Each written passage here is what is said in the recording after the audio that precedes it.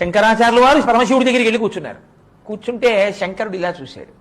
శంకరాచార్యులు వారు ఏమిటి ఇలా చూస్తున్నాడు, నన్ను ఏమైనా సత్కరిస్తాడా, ఏమిటి శివానంద లహరి చేశానని అని అశనంగరళం అన్నాడు.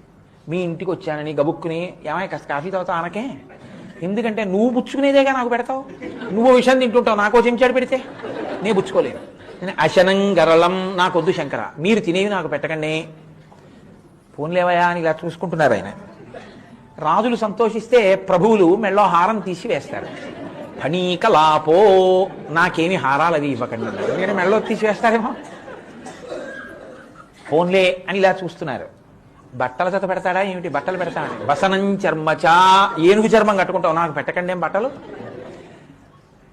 ఇలా చూశారు. పాపం పాదచారి అయి ఆసీతు హిమాచల పర్యంతం తిరిగారు మహానుభావుడు. ఫోన్లే ఒక వాహనం ఇస్తే బాగుంటుంది కదా అని ఇస్తాడేమో. వాహనం మహోక్ష, ఎప్పటి యుద్ధో, అది ఎన్ని వందల సంవత్సరాల క్రితందో.